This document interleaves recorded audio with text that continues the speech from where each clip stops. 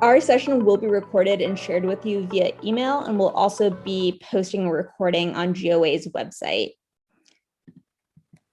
There's also a real-time live transcription available Through Otter AI. If you click on the Live on Otter AI icon on the top left of your Zoom window, you'll be able to open up to a written transcript.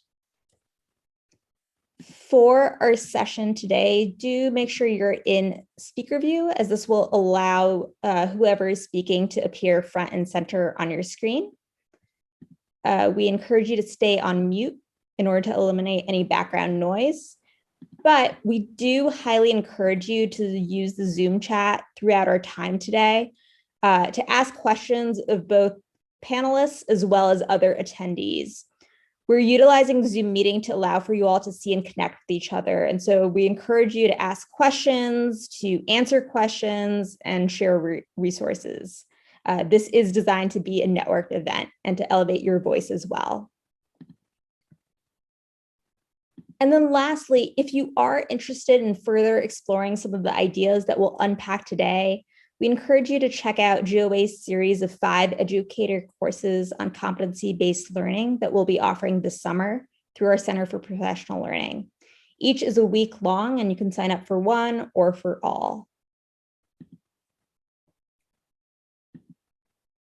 Throughout the course of today's AMA, we'll be referencing GOA's Catalyst Conference, which Emily will introduce in just a moment. To get a glimpse of student work from the conference, we do invite you to head to goaconference.org, and we'll also drop this link into the chat shortly. Although the conference has ended, you'll be able to check out the variety of student projects across a myriad of disciplines. And again, we'll drop the link into the chat as well shortly, but it is goaconference.org. On our agenda, we'll start off with a couple of introductions. We'll introduce our panelists today, and then we'll work through some of the pre-submitted questions that you all submitted when you registered for today's event. Time permitting, we'll move into any questions that pop up in the Zoom chat, and then we'll close with some next steps. On our panel today, and this is a real honor, we have Kay Bradley, who is the GOA site director and educator from Head Roy School in Oakland, California. We have Rob Curran, who's a GOA site director and educator from the Savannah Country Day School in Savannah, Georgia. And we have Ananya Rabia, an educator from the Downtown School in Seattle, Washington. I am now going to turn it over to Emily, who will begin by talking a little bit about what the Catalyst Conference is. Emily. Super. Thank you for that thoughtful overview, Sarah. And thank you also for all the work that you put into this. You make it look very easy, but we know there's a lot of work behind organizing these AMAs. So welcome, everyone. My name is Emily Hamlin. I'm the Associate Director for Partnership Programming at GOA. And I'm eager to jump into this panel conversation with our guests. But first, I do want to offer some essential context for the conversation that we're about to have. The thing that unites all of our participants today is their participation in what Sarah has previewed, which is GOA's Catalyst Project and Conference, or really their students' participation in that conference.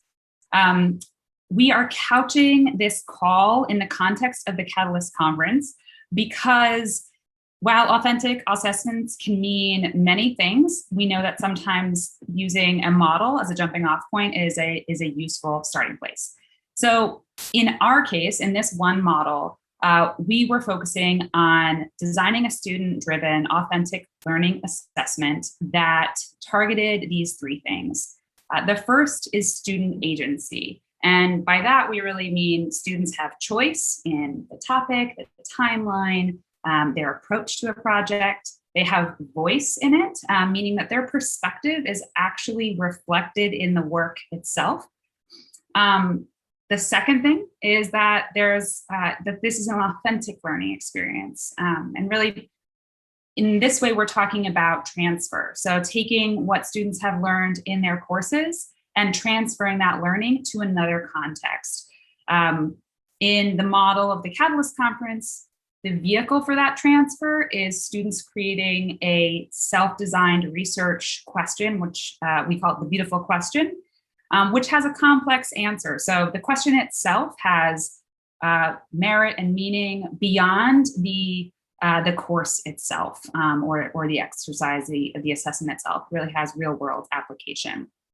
And the third, which is related to the first two, is audience. So this idea that authentic audience means incorporating others beyond the classroom, because we know that that adds meaning, it adds opportunities for real feedback, and it has the bonus of serving as a motivating factor for students as they're working. Students work hard on things so they can be proud of the work that they're going to share with public communities in this case.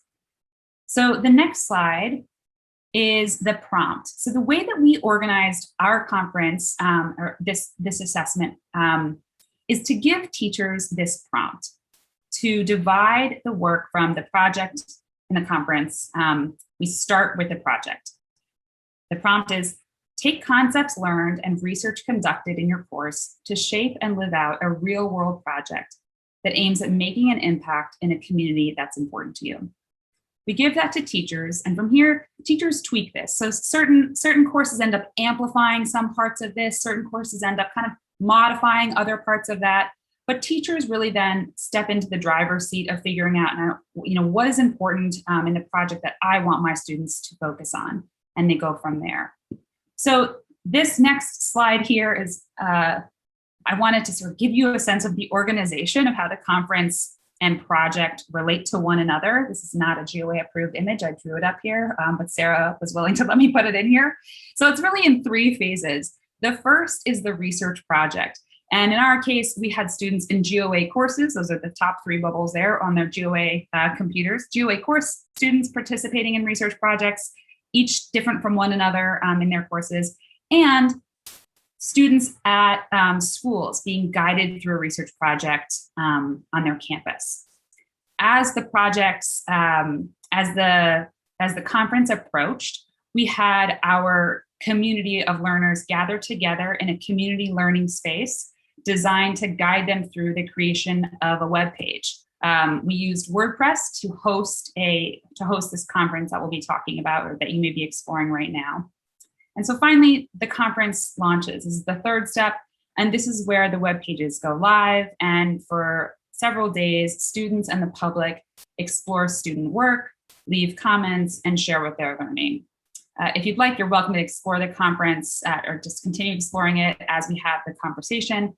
But for now, I would like to jump in and kick off introducing our panelists.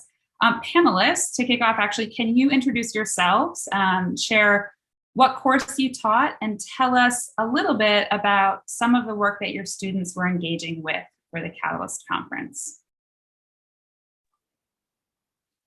I can start. My name's Kay Bradley. I teach in Oakland, California at the Headroy School.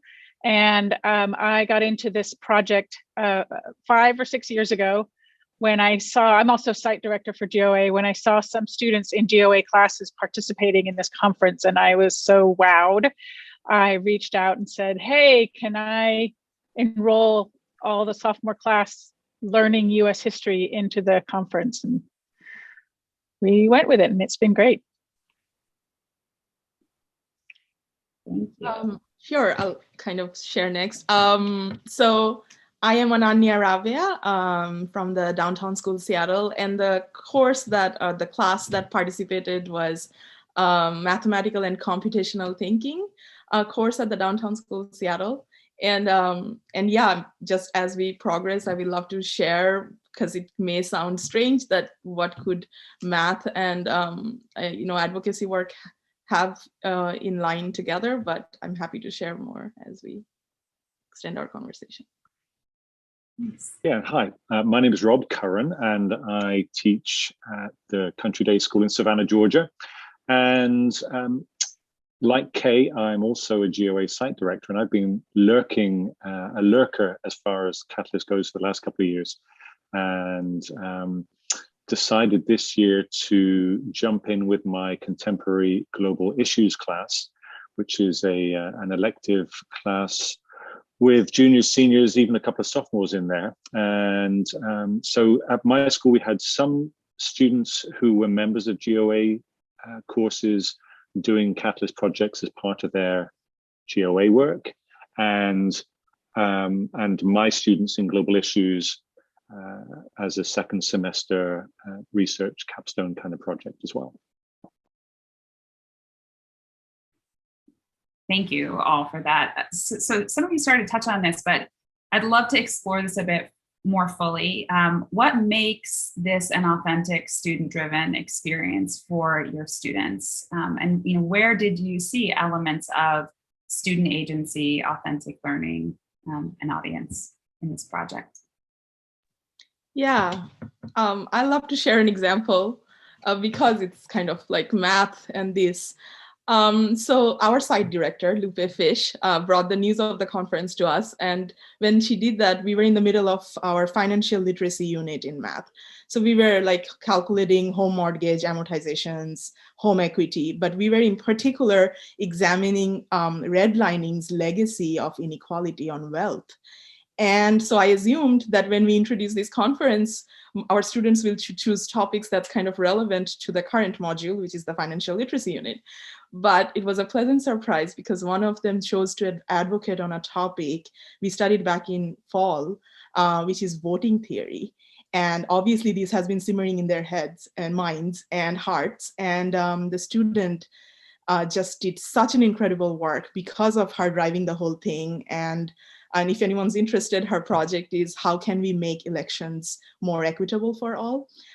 So we kind of took it up a notch on the student-driven piece because other students in the class were given a choice, and they were also given a choice that, hey, you could do a personal finance planning project versus this. And they knew that they would have to work through spring break, but they felt so passionate about their topics that, they just jumped right in to be kind of learning from this global community of, like Emily, you mentioned, these change agents, right? And just kind of learning through that process of advocacy. So it's just been fantastic and just extraordinary work.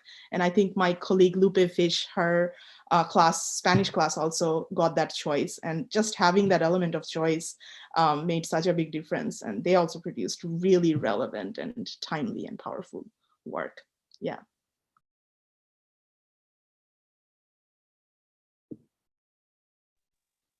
Okay. This is an indirect. Well, anyway, I'm just going to speak off the top of my head. I've been teaching research skills for many years, and we in the history department feel really powerfully that the skills that are involved in doing historical research are difficult, slow to learn, and super important for critical thinking. And we have always struggled. I used to sort of do this dance in front of the classroom of like, you're going to love research. But it was a hard sell to some students because it's slow and it's old and all this stuff. And converting it to the Catalyst conference framework, I guess I would say, and the two pieces of it that changed in a magical way for us were number one, connecting it to a present problem. So what is researching the past in order to understand the present and the intentionality of that link that we have now. And then the local link, what is something where you would do be a change agent to solve this problem that you worry about in the world, makes them much more engaged citizens, which is super exciting. And then the other thing, which is small but mighty, is the idea of the beautiful question that I now use with all of my students when they're writing essays. Instead of putting a title on an essay that's just like a statement, phrasing it, learning what a beautiful question is such a powerful tool. So there are many, many more ways, but there are so many things that are crafted into the Catalyst conference process that bring new levels of meaning to work that we have always been doing, that has always been really important. In addition, of course, to the authentic audience, which is absolutely enormous. Yeah, and I really began with my class early after the winter break. by focusing on the idea of community and communities of interest and communities of passion for my students. And I thought that that would be the big driver of agency for them. My class is fairly freewheeling, and we can take it in whatever direction it goes, often conversation and topic wise.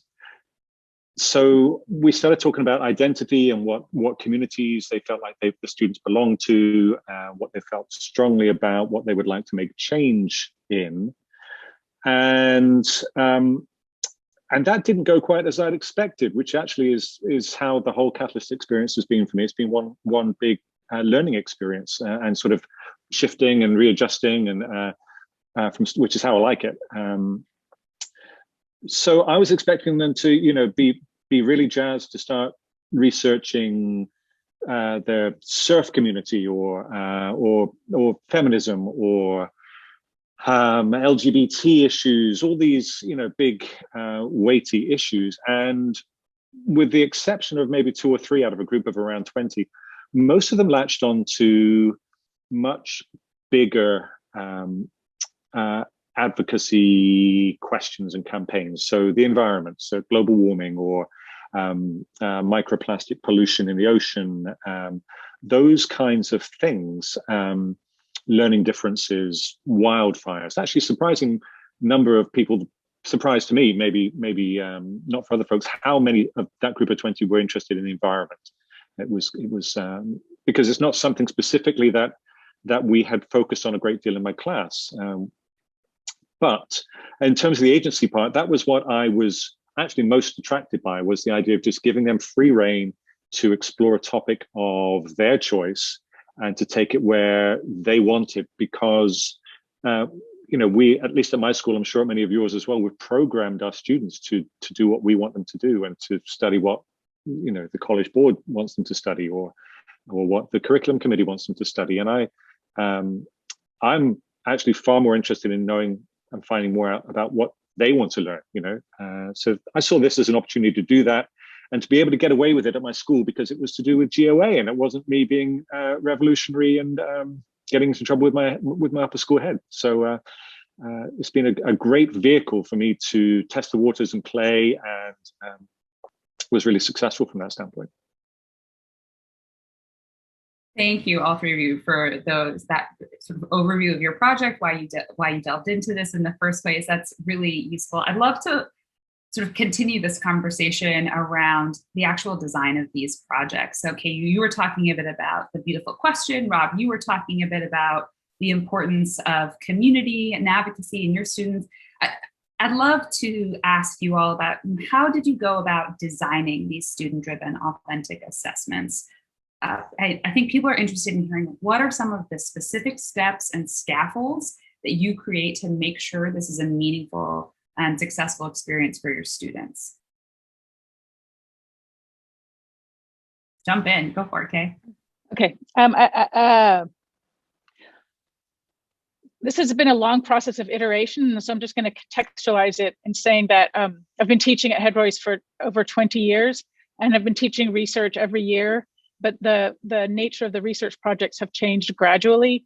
And this has run in parallel with institutional changes. So when I first arrived here, 10th graders, we teach US history at 10th grade. 10th graders were all required to take the AP US history test. That has gradually changed, so that today we don't have an AP track at all in the humanities at our school. And that has freed us up to rethink our curriculum. And so then, overlapping with the social justice movements that we are in our country today, at 10th grade, we have a grade level team and we work in collaboration. We have redefined our course, and the driving question of our entire history course is social justice. And so that fits neatly into how we have, in the last 2 years, define the prompt for the research project. And so the prompt is: identify an as yet unsolved social justice problem in the United States and explore it. So that prompt sort of is a result of these interweaving features of GOA and the Catalyst Conference and what's happening in the country and what's been happening with our educational model. We are very much moving away from tests. So APs are way down. In US history, we give 0 tests now. It's all writing and presentation and group presentation. And so then the other question was what's the best way to teach the project after that?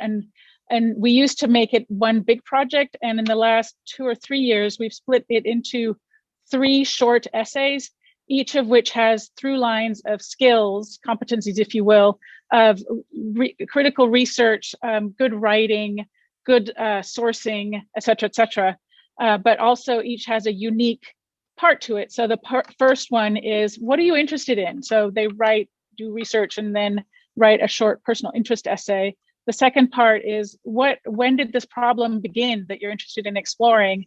That leads them into archival research and scholarly work research, and also who started to work on it. And then part 3 is, what's going on with the problem today? And so then that leads them to do research on the internet of organizations, and perhaps reach out to organizations or learn in depth about the people who founded these organizations. And then, of course, what is your next step solution? What do you think could be done next on a macro level and a micro level? And then translate all of that into a presentation, which teaches them the skill of having a lot of knowledge about something, but how do you engage people in a pitchy sort of way so that you're drawing them in with something that's brief and exciting and interactive. And Annie, do you mind if I jump in? And so Kay's methodology, if you like, is really different to mine.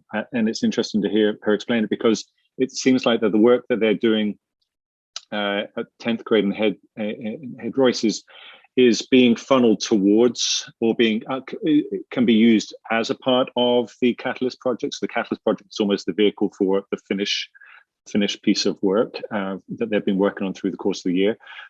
Mine, and this was my first experience with having the students do Catalyst, we took the opposite approach in that we just jumped in and said, okay, this is the Catalyst project and we're going to do it and see what happens. And luckily for me, the team at GOA, including Kay, has produced a really comprehensive array of resources to support somebody like me taking students through this process, or taking a class through this for the first time. So there are resources online, Google Documents, Google slideshows, which scaffold it, scaffold the process. And if you're somebody like me who works quite well within those bumper bars, it was useful for sort of reining me in and keeping me on track. So beginning with a beautiful question and talking through the resources, talking me as well as the students, we're all learning at the same time, actually. You know, what is a beautiful question? How do we frame it? And then once we've got the beautiful question, lots of different avenues to explore. And I don't think there's one path through the resources. It was nice to be able to pick and choose. Okay, well, I would like my students to go out and do a one-to-one interview with some stakeholders or somebody who's impacted by their big question, but actually not everybody wanted to or could or had time to do that. So I guess what I'm saying is that there are, for me as a first timer, as a newcomer, those resources really help me to plan ahead and to give the students a degree of choice in the pieces of the project that they wanted to do, almost like a menu of different activities they could choose from, leading towards a much more kind of defined set of materials and outcomes once we got closer to the conference itself. So I started this back in January, and it took me 2 or 3 months to get to now. But yeah, so for me, the scaffolding and the resources really was key as we worked out what we were doing together. I have a lot to learn from Kay and Rob, of course. This was my first time participating in the conference and for my students as well. And I totally agree with Rob that GOA did such a fantastic job of scaffolding through the Flex course. And like Kay was mentioning about all these little chunks, I think this is kind of what has helped me, that we have created checkpoints and one-to-one conferences after every checkpoint as a means for scaffolding, because students have changed gear so often and so fast that we would, without those checkpoints, I think there could have been a lot of misuse of autonomy, or just not being sure about a precise direction to go to. This is something I learned from my colleague Brian Crawford, who teaches English at the downtown school. It's just like any major assessment we break them down into small chunks with mini deliverables. And I think there's one aspect I'll add to this, is that something will be amiss if I don't say this. This last 1 year, being in the middle of a pandemic, I think has been extremely difficult for our students in so many ways. And one thing that naturally took a hit has been motivation. And I think just leaving room for student-driven assessments, and also this sort of pacing of the assessments with these checkpoints and conferences, it just have been one of the ways for us to kind of help our students through that motivation piece and kind of make it less intimidating. So small wins, that's been everything this year. Thanks, that's really helpful. And I want to actually insert a new question into this, because you're also, that's a great segue, and I want to touch on it in a follow-up question, but I do want to just get really particular, because I think a lot of folks here are really curious about what are those checkpoints? What are those specific scaffolds? And certainly the experience that we're all sharing and talking about here is GOA's Catalyst Conference, but this call isn't really about GOA's Catalyst Conference. It's really about student-driven authentic assessments. And so we certainly provided some resources to the teachers who are engaging in this particular model, this one model. But what are some of the checkpoints along the way that were working for you, whether it's in the context of this project or another, but that you have really come to lean on as an educator? Is that a clear enough question? I know that was sort of, what are the key checkpoints you used in designing an authentic assessment for your students? Yeah, I'll kind of, because I just spoke about this. So one of the things in terms of this particular conference, what I've done is used this aspect of student creating something like an oral explanation of what their goal is through that project. So when we do that, that's part of one of the initial checkpoints, but then they redo it towards the end once they have kind of had time to research and really know what their end goal is. And another aspect is, this is a takeaway from the conference for myself, is the for now responses. And the for now responses, which GOA introduced, I'm going to use that for my final assessments for these, or projects for this year as well, which is what are things that are already being done in terms of the issues that you're advocating about, and then what are things that you are bringing in, or your thoughts about this. So kind of those two pieces as well.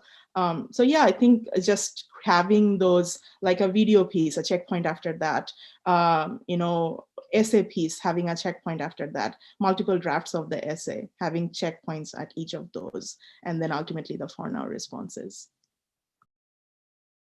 Thanks for calling that out. Okay, Rob, do you have anything to add to that? Yeah, so my students had a hard time to begin with trying to separate. I was banging on about the Catalyst project, and they had a hard time separating the project piece from the conference piece. So there are two distinct pieces of work, if you like. The project piece is more like the kind of work they're used to doing, the research project, and then the presentation, of course, the public-facing side of it was very new for them. So in order to distinguish between the two, I made it really clear that they were going to be producing a web page and publishing that, which was the conference. And the project work, in terms of making it manageable and having those little checkpoints along the way, I used an idea again, which came from GOA, of having them keep a journal, a process portfolio, which in essence was a Google slideshow journal, and each week, and I would throw them a 5-point grade for completion of each week's journal entry. And the first journal entry would be, I need you to be thinking about, let's start thinking about that question, the topic, the issue that you're interested in exploring. And then the next week, and so they would identify the topic area, start to think around it, ask 20 questions. Then the next week's journal entry would be, for another 5 points for completion, would be, well, I think actually out of these 15 questions, I've got 3 questions now that I really want to explore. And out of those 3, I will come to 1. And again, this is using the framework that the team at GOA provides. You can take those ideas and turn them into little checkpoints, little gradable mini pieces of work. Jumping ahead to the creation of the web page itself, there are 5 or 6 specific outcomes from that, concrete outcomes. So you've got on each of the web pages that the students have produced, they all begin with a beautiful question. They have the short video introduction. They have the synthesis of their research work to explain to people who are not as familiar with it as they are what they're exploring. Their for now proposal or solution to the issue. What do they want to happen? What do they think could happen right now? And then a request for feedback. So 5 or 6 specific things that I found once I made that super clear to the students that these are the specific deliverables. They were able to latch onto that much more with much more ease, because for a long time they just thought they were building a web page and it was going to be beautiful, and didn't really understand that, yes, I was going to be assessing them on how they did on certain things or whether they could do certain things. I don't know if that answers your question at all, but that's kind of where we went. That's great. Thank you. And I do want to sort of return to, Ananya, what you brought up here about motivation and autonomy, and students who might struggle with this kind of assessment or this kind of autonomy. What kind of strategies and skills were you all employing to support students in that part of the process?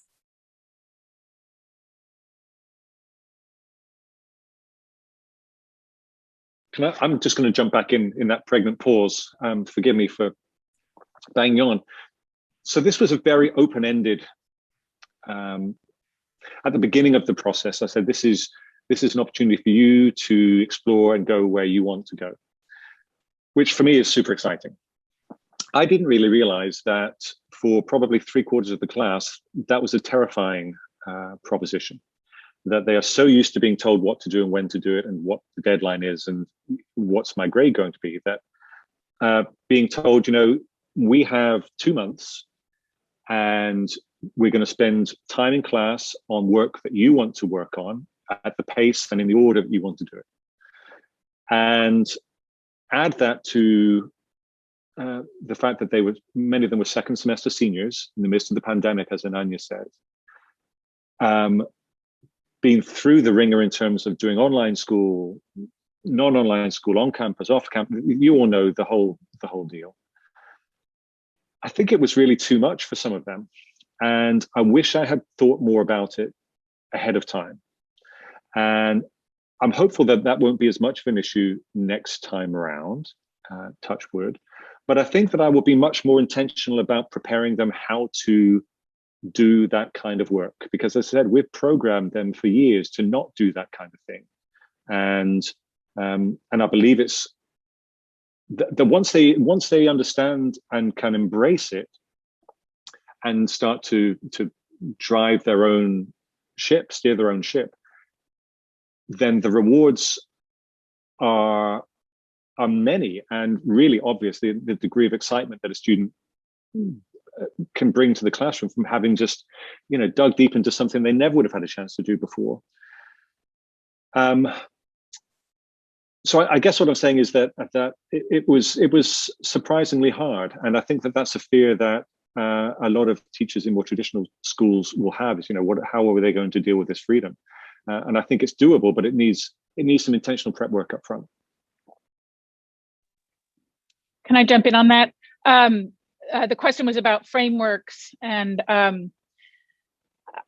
one of the things that I have learned in retrospect is that the beauty of the project and the framework that GOA has provided for the project is we want student-directed learning, we want authentic audiences, but often complete open-endedness is not manageable for students. And so what I think is a brilliantly organized project has bumpers, as you said earlier, has bumpers that maybe the students don't feel as bumpers, but they help keep them sort of in bounds so that they're more likely to complete it.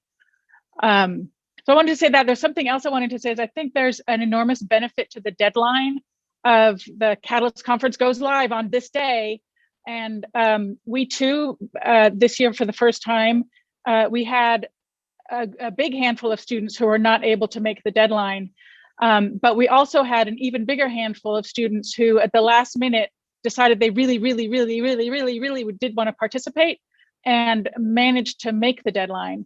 And we did something new this year, which is we made up a backup presentation place for our students who were not able to make the deadline on Padlet. And we just asked students to design on Google Docs and present anyway, because we thought that was an important experience, even if they didn't get to have the wide audience.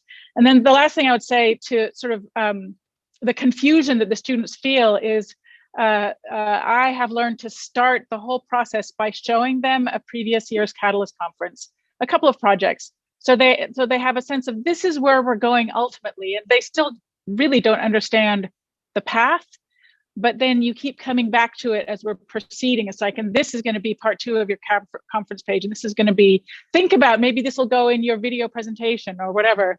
Keep referencing parts of the Catalyst project that will become the presentation. And then again, it's pretty close to the end. All of a sudden, there's this aha moment of how it all works. I think in my case, it was a little different because they did have the choice whether to participate or not. Because a part of the class could just do the custom finance planning project, based on their future career choices and college choices. That was definitely one thing, but like Kay did, we also did the same thing. I introduced and showed, thankfully, the 2020 project presentations are still there. And what was really interesting was students saw that it wasn't just them putting their work out there. They saw the feedback that those students had received on their work.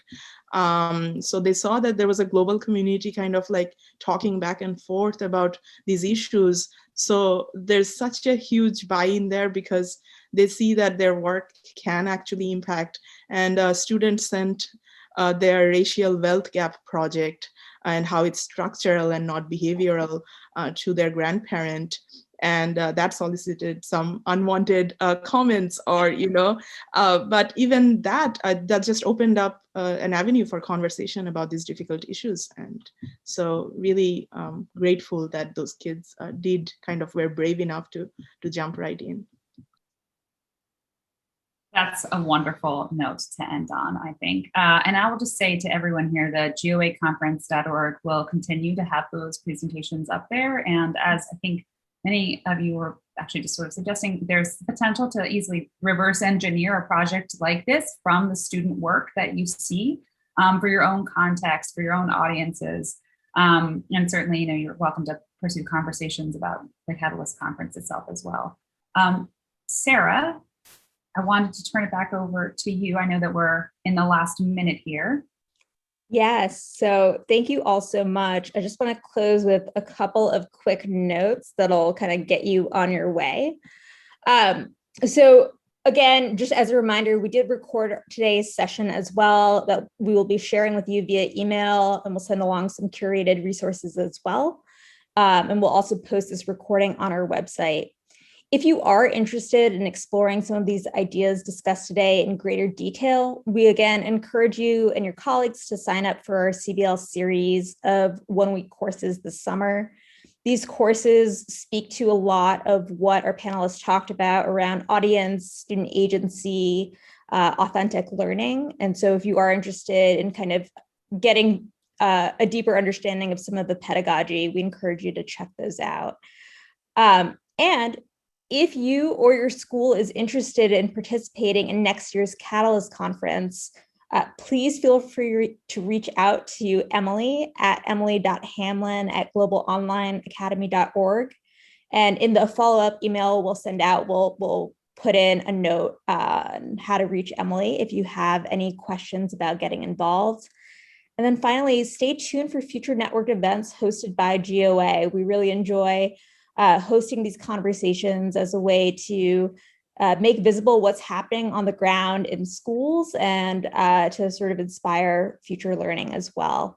So again, on behalf of all of us at GOA, thank you so much for your time today, and we look forward to continuing to learn from and with you. Take care.